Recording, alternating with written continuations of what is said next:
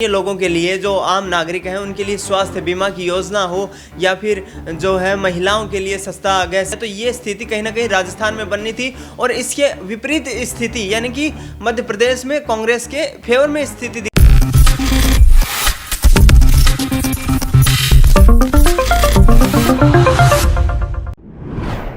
Next 9 news में आपका बहुत बहुत स्वागत है। मैं हूं आपके साथ अबरारुल हक रहमान।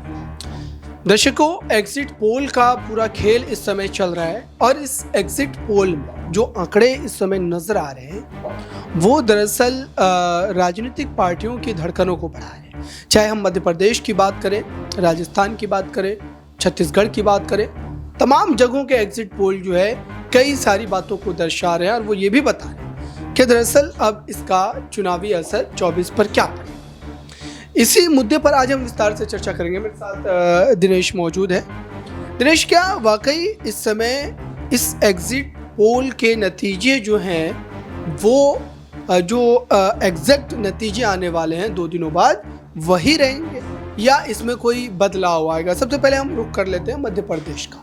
मध्य प्रदेश के एग्जिट पोल को लेकर के क्या समझ रहे हैं? जो आंकड़े नज़र आते हैं अलग अलग, अगर हम यहाँ पर एजेंसी की भी बात करें तो तमाम जो एजेंसियों ने कहीं ना कहीं भाजपा को बहुमत दिखाई है। इसको कैसे?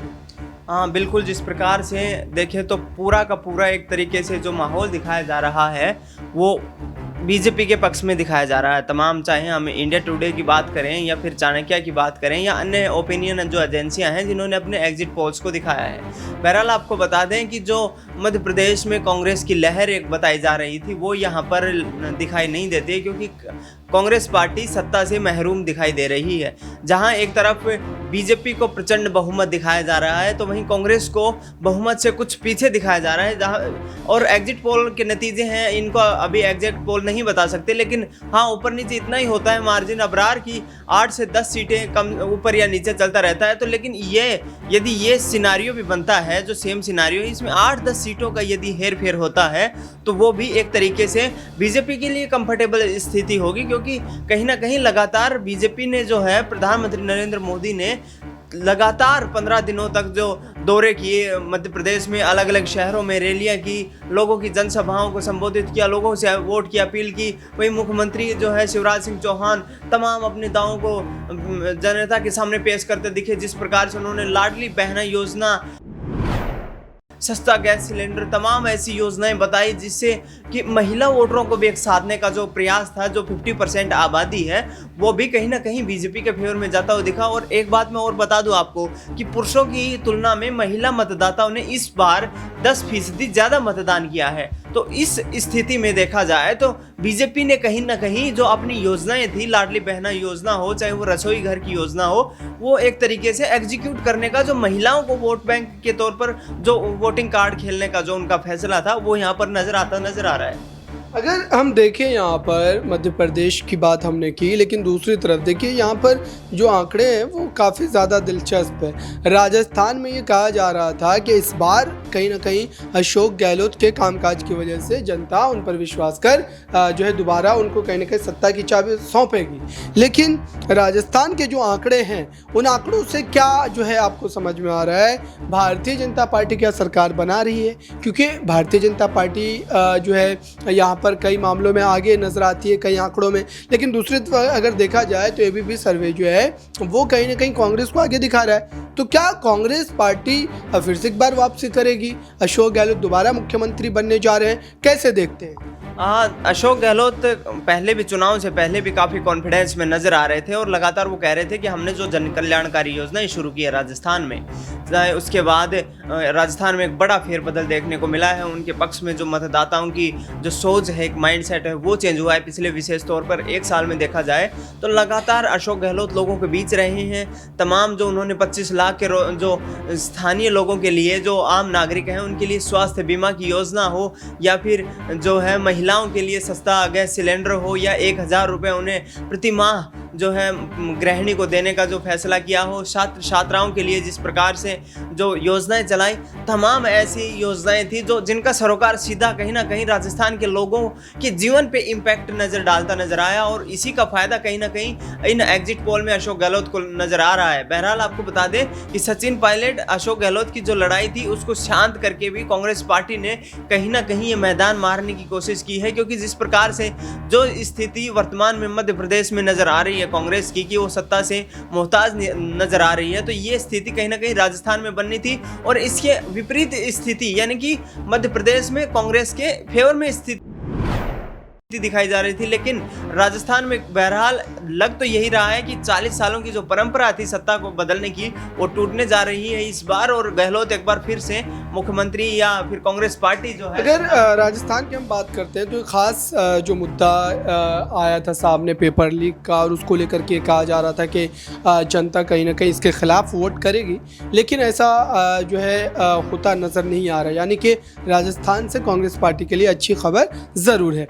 अब छत्तीसगढ़ का रुख कर लेते हैं। छत्तीसगढ़ में जो है भूपेश बघेल, जाहिर सी बात है कि जिस ढंग से वो सरकार के कामकाज को चला रहे थे, कई बड़ी योजना आम जनता तक पहुंचाई जा रही थी उनके कार्यकाल में, तो छत्तीसगढ़ में बिल्कुल कांग्रेस के लिए मामला जो है वो अस्पष्ट नजर आता है। यानी कि कांग्रेस पार्टी किसी जो है बिना तकलीफ के आप कह सकते हैं कि यहाँ पर सत्ता में आती नजर आ रही है। भूपेश बघेल मुख्यमंत्री बनने जा रहे हैं। तो भारतीय जनता पार्टी की क्या ऐसी गलती रही? भारतीय जनता पार्टी जो है किस वजह से पिछड़ गई? क्योंकि लगभग इस बार माना जा रहा है कि छत्तीसगढ़ में कांग्रेस को 60 सीटें आएंगी, और 60 सीटें आप समझिए कि एक बड़ा आंकड़ा है। 90 सीटों में से 60 सीटें जो है हासिल कर लेना भाजपा के लिए एक कड़ी चुनौती।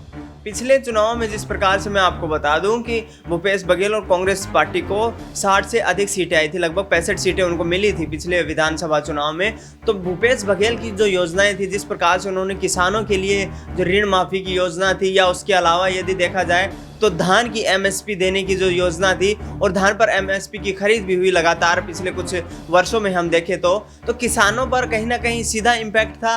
दूसरी तरफ देखा जाए तो बेरोजगारी पर भी लगाम लगाने की कोशिश की। कहीं ना कहीं भूपेश बघेल ने बड़ी संख्या में जो है रोजगार उपलब्ध करवाया गया, चाहे वो निजी क्षेत्र हो या फिर सरकारी क्षेत्र हो, उसमें तो लगातार एक ऐसा माहौल क्रिएट किया गया कि भूपेश बघेल द्वारा कि उनको लोग वोट करें आकर के, क्योंकि जिस प्रकार से वो योजनाएं चला रहे थे, चाहे वो किसानों के लिए हो, महिलाओं के लिए हो, बेरोजगारों के लिए, या वृद्धावस्था लोग जो पेंशन ले रहे थे उनके लिए हो, तो तमाम ये योजनाएं जो थी ये उनके जो असल जीवन है उस पर इम्पैक्ट डालने वाली थी। और इसी से खुश होकर के कहीं ना कहीं किसी न किसी माध्यम से जो छत्तीसगढ़ के मतदाता हुए उन्होंने फिर एक बार से भूपेश बघेल पर अपना विश्वास जताया है। अच्छा, अगर इस समय हम साउथ के उस राज्य पर जो है चर्चा कर लें, तेलंगाना में, क्या इस बार कांग्रेस पार्टी के लिए वो उम्मीदें हैं? क्योंकि बीआरएस क्षेत्रीय दल है, और जाहिर सी बात है क्षेत्रीय दल होने की वजह से उनका दबदबा है, एमआईएम उनके साथ है, तो क्या कांग्रेस पार्टी जो है इस बार आ सकती है? हालांकि आंकड़े उनके साथ नजर नहीं आते हैं, तो क्या इस बार फिर से तेलंगाना में बीआरएस अपनी सरकार? जी देखिए, एग्जिट पोल के जो नतीजे हैं उनमें स्पष्ट कहीं ना कहीं ये दिखाया जा रहा है कि कहीं ना कहीं कांग्रेस पार्टी एक तेलंगाना में बड़ा उलटफेर करते हुए अपनी सरकार बनाने जा रही है। 70 के लगभग सीटें उनकी आने का अनुमान लगाया जा रहा है। हालांकि आपने जैसे बताया कि इसमें कुछ फेरबदल हो सकता है, 8 से 10 सीटें ऊपर या नीचे एग्जिट पोल के माध्यम से यदि हम देखें तो हो सकती है, लेकिन फिर भी यदि 119 सीटों में कांग्रेस 60 या 61 सीटें प्राप्त करती है तो वह सीधे स्पष्ट बहुमत की सरकार बनाएगी। और आपने जो एमआईएम का जिक्र किया, तो असदुद्दीन ओवैसी, उनके भाई अकबरुद्दीन ओवैसी लगातार हैदराबाद की जो 9 सीटें हैं उन पर चुनाव प्रचार करते दिखे। बीआरएस के साथ मिलकर वो चुनाव लड़ रहे हैं। तो निश्चित तौर पर इस बार ये देखा जा रहा है कि कांग्रेस पार्टी का जो कार्ड था, वहाँ पर जो राहुल गांधी की रैलियां थी, या प्रियंका गांधी के रोड शो हों, या फिर मल्लिकार्जुन खड़गे की जो जनसभाएं थी, तमाम इन चीज़ों का इम्पैक्ट जो है वो तेलंगाना में एक दिखा है। और केसीआर के खिलाफ एक जबरदस्त एंटी इनकम्बेंसी दिखाई दी, क्योंकि 2018 के विधानसभा चुनाव में तेलंगाना में केसीआर ने 88 सीटें जीती थी। और मुख्यमंत्री जो है इस पूरे मामले पर हम आगे भी चर्चा करते रहेंगे। मिजोरम में जो है मिजो नेशनल फ्रंट कहीं ना कहीं बाजी मारती नजर आ रही है। एग्जिट पोल के आने के बाद राजनीतिक पार्टियां अपने अपने जीत के दावे को कर रही है। फिलहाल इस खास रिपोर्ट के बारे में आपकी क्या राय, कमेंट बॉक्स में जरूर बताएं। देखते रहिए ताज़ा तरीन खबरों के लिए नेक्स्ट 9 न्यूज़।